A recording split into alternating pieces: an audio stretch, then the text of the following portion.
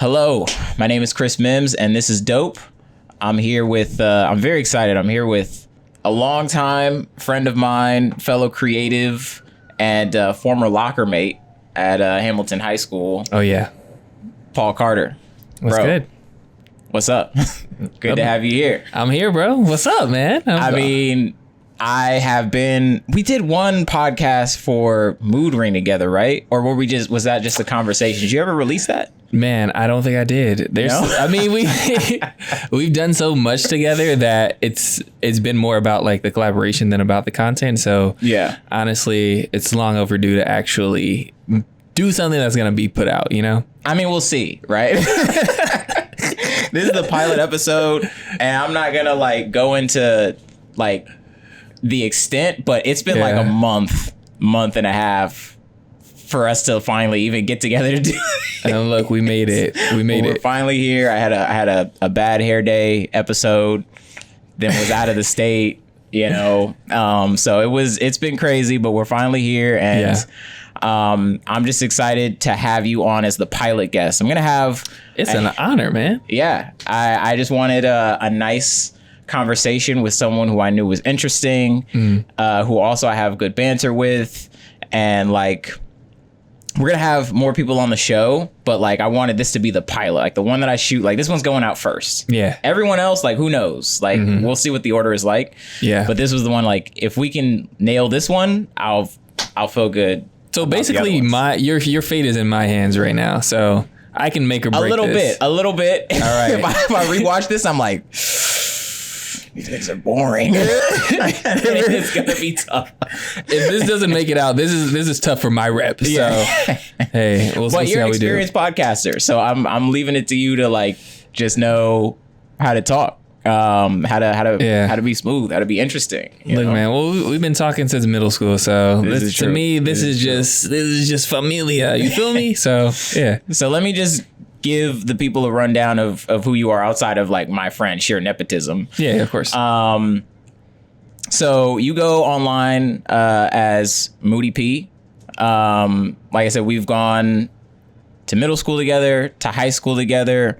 Paul went to Pomona, studied psychology. He's been in and out of education, community coalition, to Cal State LA, or to Cal State Long Beach, to Cal State LA. You've hosted 2 podcasts total, or is there two podcasts total, one being Mood Ring Radio, in which you brought on people, you made custom mixes for them based on a color. You're also like borderline a DJ almost. you like to play with music dabble. For sure. And your most recent creative venture has been Parenting Plus, which you host with your wife, in which you review TV, and that review kind of revolves around how you guys raise your child, Ali. And it's a very interesting look into the millennial parenting lifestyle. Bro, there's not many of us. Nobody's having kids anymore. Yeah, so we all got pets. We don't know who to talk to, so we talk to each other and put it on a podcast. I feel that, though. I feel that. But whoa, I didn't know I was gonna get a whole bio. That's I didn't remember that many things about myself, so I appreciate you for giving me the whole introduction. Yeah, I'm honored. Well, that's the bio. Everybody gets a bio. You know, let's truly endear the audience to you real quick. Yeah. What have you been listening to? Like, what are like, I'd say the top 5 projects you've listened to this year? And it could be a full project, could be an album, it could be a song, or it could be an artist, like top 5, whatever, in that blend. Got you. That you're feeling this year so far. Man, so look, full disclosure, as a parent, listening to new things is not easy. So even listening to things is not easy. If I'm riding in the car with my son, he will tell me that he wants to listen to something that he likes, which right now is funny enough. He likes a show on Netflix called Motown Magic, where each episode, I've heard of that. It's kind of dope. I'm not gonna lie. So I've been listening to a lot of Motown music because every episode, it's a kids show where every episode is about a different Motown song. So I've been listening to some Temptations and some Stevie and they got Wonder. The rights to everything, right? I think in that show, right? So it's all the actual songs, or it's like covers of the songs. Covers, okay. So look, all right. So if my first project is Motown Magic, and Motown inspired songs. I mean, on the way here, I was listening to the new West Side Gun project. I haven't peeped that yet. I'm a couple songs in. Really liking this EP that came from Omar Apollo. So I've been listening to that. A lot of Frank influences because I'm a big Frank Ocean fan, and I don't get any Frank Ocean music, so I just have to find music that sounds like it. All of the most disrespected fans out here. Completely disrespected. And then a lot of it's just going back to music that is just old reliable. So another one of my favorite artists is D'Angelo, and like if I just need some like smooth listening vibe music, I'll listen to Voodoo by D'Angelo. So that's another one I'll throw in there. And then what's another project I've been listening to? I mean, if I'm just feeling weird, just throw some Doom on. So MF Doom. Favorite project by him is Food. So that's when I'm getting in a nostalgic mood, because like I came across him in high school, and so that kind of takes me back a little bit. Yeah. But yeah, those are my 5 for now. Got you. Food is definitely my favorite Doom album as well. That's like a solo Doom project, because it's easy to say Madville. You gotta say it. You have to. Yes, my favorite album cover ever. About Doom, I think that too. Like some of those skits just like live rent free. That Gumbo skit just lives in my head. It's classic. I mean, so much. And like Doom's world is so big just because of how much artists have reacted to his music. So then I think about like Mos Def rhyming rap snitch snitches and like telling people like, this dude is crazy, you know? So like, love me some Doom. R.I.P. to Doomale. That new Earl album, I don't know if this is a hot take or not, but this man Earl is sounding more like the re-embodiment of MF Doom every project he comes out with. He's like, each album is a little less coherent, and it's like he just sounds like he forgot how to like make syllables, which is like kind of cool. But yeah, you can tell he cares less and less about like what sounds like what a rapper should sound like, and more about like, what do I want to do with my voice? And so I haven't been huge on Earl lately, I'll like admittedly, but I definitely respect the artistry. Still a big fan of his his early projects, Doris and I Don't Like Shit, I Don't Go Outside. But that's probably the last more commercial Earl album. I mean, and it's funny because Earl, like, given how, I guess, known he is as a rapper, not like hugely commercial. And so for him to like go lean even deeper into that, when most artists are like, how do I get people to like, how do I blow up on TikTok? Yeah, exactly. Like he is completely going in the opposite direction purposefully. And, shout out to Earl. But what have you been listening to? Oh, man. I've been listening to a lot of new music. I listen to more new music, I'd say, than old music. Yeah, I'm totally opposite, but yeah. I really like following artists' journeys in making stuff. So like, even if the album isn't like as good as their last one, that's like totally irrelevant to me at this point. It's like, what are they doing? What are they exploring? Are they trying to find a new sound? Are they like dabbling in another sound to see like what comes of it? You know what I mean? And I'd say I have a top 5. It really is a top 6. That new Mick Jenkins album was fantastic. The Across the Spider-Verse album, Metro Boomin, was also a fantastic just collab album. The new Jungle album, Volcano, which they've always kind of had like a funk soul offshoot type of thing, but I really feel like that first album they did was like, whoa, this is new. And then ever since then it's kind of been like iterations of that first album, but this last one has been very much like, oh, this is different. They're exploring a new sound. It's almost like acid funk, kind of like there's acid jazz. It's like it's very impressionistic, which is really interesting. This band called Sextile came out with an album called Push, and it's very kind of retro 90s like house techno type stuff, and I just haven't heard anybody really like exploring that these days. So I was like, and it's good, and I'm like, wow, this is awesome. Next, Gorillaz came out with Cracker Island, which I think is fantastic. I think it's a long time coming since they've really put together a concept piece like this that just really came together. And finally, that new 100 Gex album, 10,000 Gex, is just different. Bro, that hyper pop different. You have to put me on at this point because dog. Drop me some links, and I gotta be put onto some more new music because I get really in my own like patterns of like, I feel like throwing this SZA album on, or let me throw this Isaiah Rashad album on. But like when my favorite artists aren't making new music as much as I would like them to, then I'm like, all right, I gotta switch it up a little bit. So slide me something. I'll slide you some stuff. Yeah, the Patience, Mick Jenkins, and all those other ones. It's a pretty good year for music. I'm not gonna lie. Like everyone, that new Earl is really great. Like I'm not mad. Okay. But I also don't listen to the radio like at all. So I have nothing to be mad about. Yeah. But speaking of like creative journeys, you've had a very interesting one. I know this is a little broad, but just talk about like your journey as a creative, because you haven't really like, obviously you've been doing podcasting, but each one of those podcasts and like how you go about them is very indicative of your tastes and like, I don't know, like describe what it is for you to be like, I want to make something. What does that turn into? Because it hasn't been very traditional, I would say. Yeah, for sure. I mean, it starts with depression. It always, as most things do.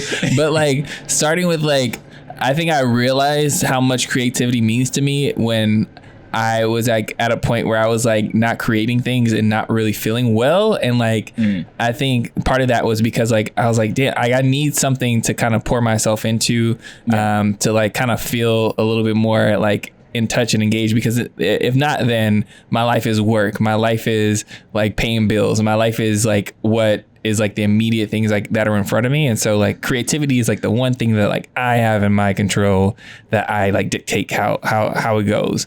And to a certain extent, I like dictate how successful it's going to be. And so, like being in a space, I think like early 20s of like, where am I going in life? And when at a point where you're just like having that quarter life crisis, I got to have answers.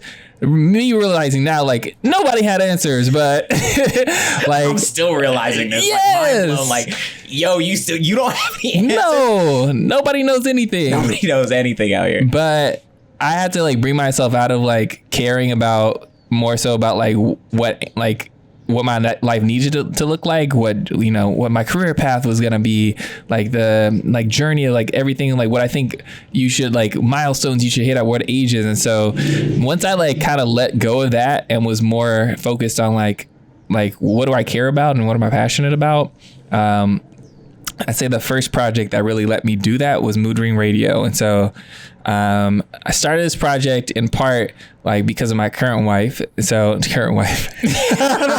crazy. Whoa, that sounds crazy. Somebody's got plans. Wow, cut that. So I start out like, I feel like my creative journey starts with Mood Ring Radio. So my wife, she was the current girlfriend. Yes, at the time it was the current before girlfriend. Being my girlfriend, like at the time was someone who I had a crush on. And so I made a mix for her, and that was like kind of started with like my creative journey was like, I knew that I liked creating these mixes. It started in college. My friend James, who was my roommate, he showed me how to use this program Ableton. And then I was like, all right, let me make a mix with this. Kind of got to a point where I was like, I don't know how to just wake up and make something. And I realized I tap into that when I make something for someone. So started with making this mix for my wife. And from there, I was like, I want to keep doing this. And so I was like, I started talking to friends. I was like, yo, give me a mood that you want to mix for, and give me a color associated with that mood with. And so like the mood and the mood ring of like the color of what you're experiencing became like the niche of like what I was going to create the mix for. And so that's where Mood Ring Radio came from. And so I did that for a good while. And like that was like the first project that like really like gave me like that consistency of like I had a formula, I had like an idea that I can like recreate. And so like that was like the kickstart of my creative journey. And then now like as a father and like, we have a 2-year-old, Ali, and although I haven't been doing the Mood Ring Radio podcast as of late, like what we kind of poured into was like the creativity of just like talking about what it's like to be a parent, and then also talking about what we enjoy doing when we're not just looking after our child. And so our favorite thing is watching TV shows. And so we were like, you're not looking after your child 24/7. What a bad parent. I'm already over 2. I'm down bad. So, but yeah, but being the experience was we would just like, our debrief time was after he went to bed, and then, you know, talking about like the day and everything, and then going into like, all right, let's watch a show. And that was kind of like our cool down for the night. And then we're like, after the show, we'll talk about the show. We were like, we should just fire up some mics and make this a thing. And so the parenting plus part came from talking about parenting. And then you have like, you know, your Disney plus, your Paramount plus, your BT plus. So parenting plus TV shows is what that became. And so that's kind of like a, you know, nutshell of like my journey from like Mood Ring Radio to Parenting Plus and now.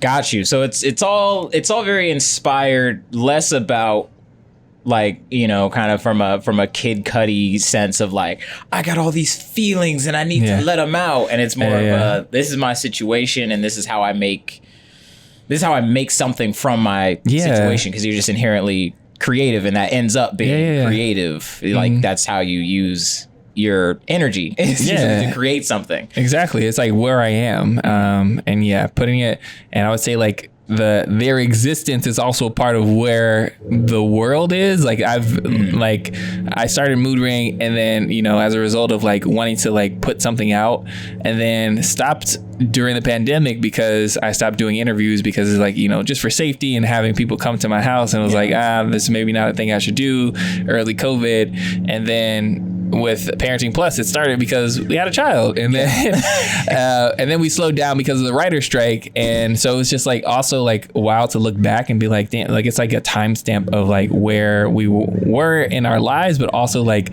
what we're responding to like in the world, you know? Yeah.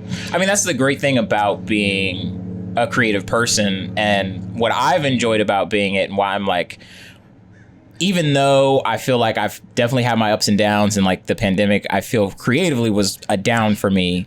Mm-hmm. Like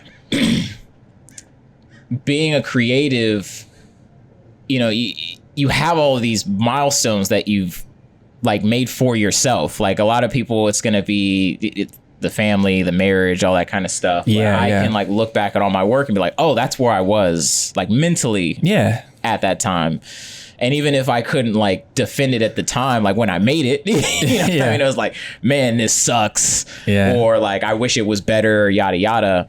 Like there's always in retrospect, like 5+ years later, you can be like, okay, I see what it was for what it was, and like where my skill set was at, where I was mentally, yada, yada. It's just a great thing that you have as a creative, that most people either rely on other people doing, you know, you hope that your parents like record you growing up, or like you take pictures or yada yada, or it's kind of this, I mean, everyone has the need to do it, but it's kind of surface level for most people. It's like, let's just make an Instagram video, you know, let's put it on the gram or like on Facebook or wherever. And that's where all your memories are stored, your milestones. I mean, but they're a little less personal because you didn't make them technically. You made them through another, I don't know, device or something like that. Man, so much of the art that we like consume is also like, you know, like we fell in love with Kid Cudi because of like damn, like he's saying something I can relate to, and like like he was depressed making that music, like it was, but it was like that's why it's so relatable, is because it's like these real emotions. And then so many times like artists are like, like your music doesn't sound like the old thing. It's like they're probably feeling better. That's why I'm doing a lot better. So I feel that like I mean, I'm not saying that any of my old stuff is good, but definitely if it like came to a point, it's like, yo, your stuff doesn't look like directorial anymore. It's like, dude, I want to blow my brains out shooting directorial. Bro, I was in a play. Yeah, I don't want to go back there. Yeah. And it's like, you know, everyone, you know, you see kind of the aftermath of something that's successful, and you're like, oh man, that's great. You made this thing and it was fantastic. Everyone connected with it. And like most people like you, or at least you listen to like Kendrick's last few albums and you're like, you don't want to see him back there. I don't want to see him back where he was for like Big Steppers. Dude, I'm glad he's past that. Like even he made those songs. Even to Pimp a Butterfly, like I don't want, like if he makes another you, I'm gonna have to go check on my boy. Exactly. You know, we're gonna start sending DMs like, I don't know you, bro, but I'm praying for you. Ain't nobody praying for me. Yeah. Yo, wait, he's been talking to us for a minute. Bruh. So, kind of on that wave, I wanted to ask you about, because you went to Pomona. Yeah. Pomona College, and you studied psychology. Do you feel I guess that study? It's a broad term. That's what I was about to ask. Do you feel that has affected you as a creative at all, or was being creative in some way? Is that what drove you to study psychology? I mean, I studied psychology because I took a class. I was like, I guess I could do this. I didn't know what the hell I was doing.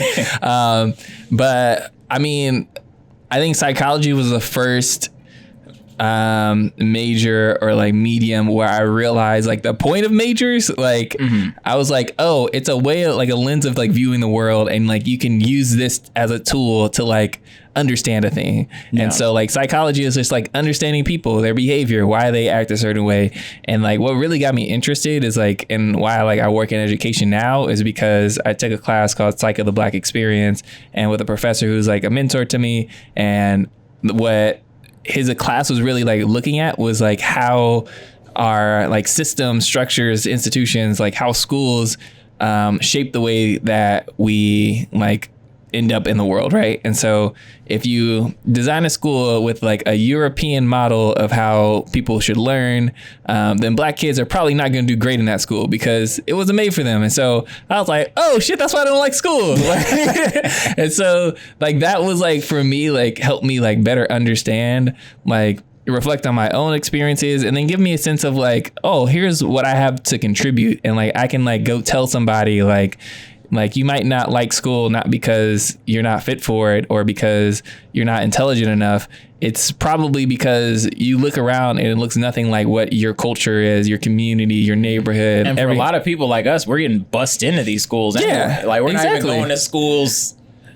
Yeah. Like, you know what I mean? Like it's the why should I care about what's happening right in front of me? And so when I fall into my creativity, it's more so about like, how do I, instead of imposing an idea or a structure or putting somebody in a position where they have to, you know, kind of break out of their shell to unlock something in them, my approach is more so just like, let's just focus on you, like let's make you the subject of the content. And so with Mood Ring, I'm like creating these mixes, and instead of being like, I'm gonna play this mix for you, I'm like, tell me about yourself, tell me about how you're feeling, tell me about the music that you like, and then I'm gonna take that and I'm gonna present something back to you. And then, you know, same thing with Parenting Plus, with the podcast I do with my wife. It's like we're just talking to each other. Like it's not about me trying to like pull something out of you and trying to make you conform to something like an idea that I have, but it's just more so about like that communal aspect. And so, yeah, psychology, I guess, helps me. No, I mean, it makes a lot of sense. And what I always liked about, what I like about both Mood Ring, like as a concept, they're easy to sell concepts, Mood Ring and Parenting Plus. But what I like about both of them, once you listen to them, you get a lot of that from it. Because what I liked about Mood Ring, it's easy to pitch like, oh, they're gonna make a mix of music, and if I like it, I like it. If I don't, I don't. But like, what I think, especially the video aspect of Mood Ring, it was like the closest thing to like almost like a simulated synesthesia that you could get. It's like, I'm gonna listen to this person talk. They're gonna talk about type of music they like and this color, and now I'm forced to kind of like associate this mix that's mixed in like a masterful way. It's not like, you know, just like a simple kind of fade into. It's like, oh, that's interesting, the way that you mix between songs, and I'm forced to think about this color while I'm listening to it. So whether or not you listen to the post interview or you listen to the whole thing, it's like the simulated experience of like, you know, what people with synesthesia discuss. It's like, oh yeah, I can see, I associate colors with sounds and vice versa. if you don't have that, or you're further away from it, or you just listen to the radio, which I'm not knocking. It's like everyone invests in certain art forms. You don't always have to invest in music. Some people are just like, I like what's on the radio, and that's fine. You know what I mean? Is it? Maybe you like movies more or whatever. But if you don't have that, if you're not connected to music like that, then you get that. It's like, now I see why they like this song. It reminds them of the color purple. Right. And now I can affiliate that with purple, and however you interpret that yourself is like what matters. And same with Parenting Plus. It's less about the review. It's sure, maybe I can come up on a show that you guys watch. You guys are watching some pretty, like, everyone's watching Stranger Things. Yeah, exactly. Everybody's watching The Bear. It's not like you guys are watching like super deep cut stuff. Yeah. So it's not like, oh, I'm watching it. Maybe you will be put on because there's so much stuff out there. But it's more about like you said, the communal aspect of like, we're parenting. Yeah. And this is our free time. And this is what we get to do in our free time. Yeah, I mean, and everyone can relate to that. You know what I mean? Really, like the whole point of creating these things is like, so people can see something in a way that someone, like, through someone else's eyes. Like, once you tell me that you have this memory associated with this song and this is why you play that song, like, I can't unhear that. And so now every time I'm listening to it, like, that is what's going to come up for me. And so, like, and the same thing with like Parenting Plus is like, our whole like shtick is like, we don't got a lot of free time. So if we're going to watch something, like, there's a reason why we're watching it. And so like it's a conscious decision. We're not just like, let's just go through every show that we can because we got unlimited time to do that. And so like, that's kind of what like the framework we're coming from is like, why should you care to pay attention to this or not? Yeah. And so for us, we care because we don't have that much time, and nobody does. But like, as parents, that time is so much more precious. Yeah. And so I'm like, yeah, that give us a little bit of a chance to like share what we're, share more about why we're sharing. That why is the reason. Is like, why should I care about this thing? And we get to just talk about that. Yeah. And even though I know you, that like, even as someone who doesn't have a kid, who has way too much free time, you know what I'm saying? I still get that sense of urgency from the show, which I think is really interesting. Where would you say, like, obviously you wanted to continue Mood Ring, but the interviews, because of the quarantine, had to slow down, and for like music licensing reasons, you had to slow down on things. They tried to kill my boy. Yes. But with Parenting Plus, is there a place that, I know you haven't recorded an episode in a while, but if you're still interested in doing it, like, where do you see it going? Where would you want to take it? Or is it solid where it's at? Yeah. Or is there an evolution of it? I mean, I think the next step is like going back to the why. Like, so we talk about parenting, we talk about TV shows. I think the main thing we want you to take away is like, where am I at in that journey? Like, why should I care about, like, a lot of people reach out to us and they're like, like, I'm thinking about like having kids, I don't know, or like, like, I'm just curious about your journey. And so I think that's the piece that we take away is like, people care about that personal aspect of things. Yeah.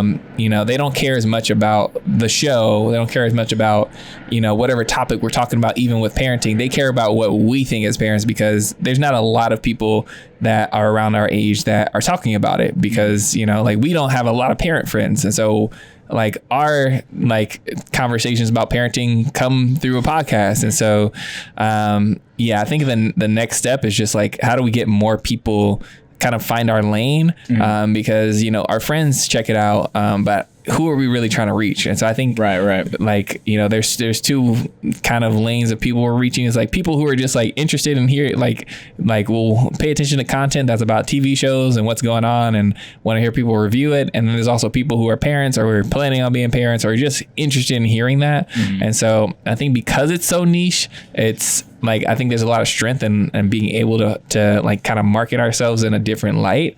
But it's also, I think, a thing where we have to be really intentional about how to reach those people, because we can pod all day, but who's going to hear it? Yeah. Well, I think it's strong. It's a strong enough niche where, like, I think if people find it, they're going to be invested. And that's what we believe. We're like, and so that's why we're big on TikTok right now. And so like, definitely been like putting out a lot of content and grinding and stuff. And it's like, all right, if you care about what we're doing and like seeing us as people, maybe that'll bring you in and like help you like pay attention to the more long form content, which is going to be the pod. Mm-hmm. But speaking of that, does it have an ending? Does it end when Ollie turns a certain age and you can just tell that fool to go to bed and like we're watching a show, you know? Or you pop out another one, you know, the content's got to keep flowing, you know what I'm saying? Look, man. He hits 5 and it's like, yo, Diana, in our household, the show must go on. We live day to day, bro. We'll see. That's the short answer. We'll see. But in terms of like the plan, every night of recording is a plan because we're like, all right, we're gonna put him to bed. He'll fall asleep at like 9. We'll record from like 9:30 to 10:30, and then we'll call it a night. So if my bro doesn't go to sleep till 11, I don't know what the plan is anymore. So we can tell you, oh yeah, we're gonna pod until he's 5 or 10, or it's gonna be a chronicle of his whole life, and it's gonna be as long as he wants us to do it, we'll do it. But yeah, it's up to that man. That little kid, he tells us what we're gonna get done. But I think, but on the real though, I do we do talk about it being like, you know, this like place of that he can revisit, and I think that's gonna I think if it's something that when he's old enough to like understand what we're doing, and like, you know, he's 2 now, and so like if he tells us, like if we're able to show it to him and he appreciates it, I think that would give us all the energy in the world to keep it going as long as it's meant to go. But I think right now it's just cool to be like for us to look back and be like, whoa, that's where we were like around this age. Cool for him to be like forever. He can always go back and be like, damn, I was wild in that night, was I? Yeah. So I did what at the airport? Yo, so it's cool to have like this like living like documentation of us as parents, but more importantly, like Ali as our child. Mm-hmm. Dang, he about to listen to that when you guys are gone. He's gonna fucking cry. That's right. He's gonna cry or he'll bawl and listen to the parent play. Or he's gonna be like, we'll see. So let's go to the future. Yeah. Let's do a hypothetical parenting plus. Okay. You guys do it. He turns into a teenager. It's like, it's document, all that kind of stuff. Parenting plus, we blow up the IP. Oh yeah, huge. We make a movie. Oh yeah, what does the Parenting Plus movie look like? Oh my God! As far as like, it's super successful. You find the niche. Ali becomes famous. You know what I'm saying? He's like 12 years old, 13, famous, and Paramount Plus is like, we want to make a Parenting Plus movie about you guys shooting this podcast with this adorable kid. What does that look like? That's the existential crisis, because as much as it is centered around our child, we are very conscious and protective about like not wanting his image to just be out in the world, because the world is crazy, and like the internet is just like a really strange and unpredictable place. And so we're like, so we don't show his face at all on like any of our videos. So we're really mindful of that. And I don't know at what age we're gonna be like, yeah, we'll just put your like videos up and people can comment whatever wild shit underneath it, and you might see that and that might affect you. And so I think we're very conscious of like trying to avoid that at all costs, but at the same time we try to get this bag. So I think whatever, like we're always gonna put like first like him, like mental health is always first. There is nothing we would ever do to compromise his mental health in any way. But if we can compromise ours and get paid in the process, maybe we will. He's already compromised. You know, like you said, it all starts with depression. Hey, you know what? And maybe it ends that way. But like I think like the Paramount Plus movie, Parenting Plus film, like that's a stage that, like, you know, we got some building blocks to get there. But I think the ultimate goal and purpose is like we get to do this thing that we already like doing to an extent that it opens up doors for us that we didn't think were gonna happen. And so you know, maybe we get a deal to do a movie, but it's not a Parenting Plus movie. It's just something else that we want to create. And maybe we're like, hey, yo, Chris, hey, we got this bag from Paramount, bro. What you trying to do? The script is like, it's not for me. So I think, the goal would be like to grow in a way that gives us a chance to do more things. But yeah, the film, we gonna have to see. Ali gonna have to be about 30 before we feel like he's ready to be in front of the cam, you know? One more hypothetical for you. All right. Seeing as, you know, I know you just said you're doing it day by day. Yeah. But, you know, we're both in media to certain respects, and you spend a lot of time on TikTok. Sounds like Diana spends a lot of time on TikTok. Oh, yeah.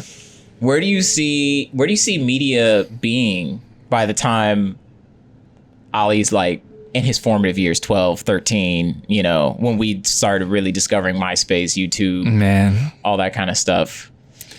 Dude, it's wild because like, you know, like people of Ali's generation are gonna not know anything before social media. So it's like, to them, it's inconceivable that it doesn't exist. But I think because of how fast everything's grown, I can see things kind of reverting back to what things were before social media, if that makes any sense. Like, I can almost see like people of his generation being like, yeah, TikTok's whack. Like, we're just going to not have our phones out. Like, that's not cool anymore. So I'm so saturated that the novelty of not being on becomes like more powerful than like the FOMO of not being on. Dude, or I think like influencers are going to become like the way to be an influencer at this point is people have access to you like and unprecedented levels, you know, like you're doing streaming for 24 hours and like people can literally see what you're doing for 24 hours of a day. And I think the next stage of like the most popular people in art are going to be exactly what you said. Is like, they're going to be mysterious in a way that like they put out a video once every 4 months and people are like, oh, it just dropped. Like, let's go check it out. Like, I think about like when like The Weeknd first came out, like no one knew who this dude was, what he looked like, if he was a group, if he was a woman. Like, it was just like, but you were focused on what the art was. Like, you know, like one of our favorite artists is MF Doom, and like there's such a famous recluse, right? And like part of the intrigue about him was that we didn't know about him, and so it somehow made the listening to the music like the way that we tried to figure him out. And so I think that like the next stage is, you know, maybe they do put out a lot of content, but you just don't know who they are, what they look like. And we've seen it in degrees, but at this point it's hard to be influential in social media without people knowing who you are. And so I think the next stage is people only trying to make sure you know as little about them and caring only about what they create. No, I agree. I think one of the people that come to mind as far as that is like Donald Glover. I think he was ahead of his time with social media, how he did his thing with Derek Comedy and like pushing videos through AIM and stuff like that, like just going viral in all kind of crazy ways. Kind of like when Soulja Boy was coming up, it's like, this dude like has a website, like he's driving traffic like crazy. But also like has like seen that already, and he's not on social like that. He's like one of those people like, I'm gonna post once every, like first he was there before everyone else was, and then now he's like, I feel like he's on that where I don't need to post as much. Relevancy is a thing of the past as far as social media. And I need to just post when it's about the art, when it's time to stir that conversation, and when I truly have something to say. I think he was experimenting with that when he was the boy because of the internet. But I think that that's probably it. Just, you know, we're talking right now about people with massive machines behind them, and as that becomes less and less of a thing, as this like just people popping up, you know, but we'll care about those influencers who just like, I just have my phone and I know how to make people care. Because what's crazy is like the machine, to a degree, like individuals are now finding ways to like work faster than the machines. And so like if you can have 30 people who are like experts in marketing who can't make people care about something as much as an influencer that just wakes up and rolls out of bed and posts a video, then like at what point are people going to be like, well, why do I try to follow a formula when I can be more influential or have my work mean more to people by just doing what I'm already doing? And so I think there's gonna be a lot more of that like unique, like one-off individualistic type of like creation that's not gonna be following any format that we've seen before. No, I agree. Well, look, man, this has been a great conversation. I think we hit everything I wanted to cover with you and more. Thank you for coming out. I was like super excited to do this. And I mean, we could talk for like another hour. I mean, we could really go full Key and Peele and just go in. Yeah, that's what we do. We're gonna wrap it up here. Thank you so much for coming on. Of course, man. I'm gonna ask you to do one thing. I want you to look into your camera over there. Sorry for everyone who's just audio right now, but you're just gonna get the audio. I want you to outro us. This is what the outro is gonna be. I just want you to look into the camera. All right. Say, my name is blank, blank, blank. And this has been dope. All right. Let's do it. My name is Paul, aka SoftSpoken, aka Mood Ring Radio, aka one half of Parenting Plus. And this has been dope. Frame Rate Productions. We make it look easy.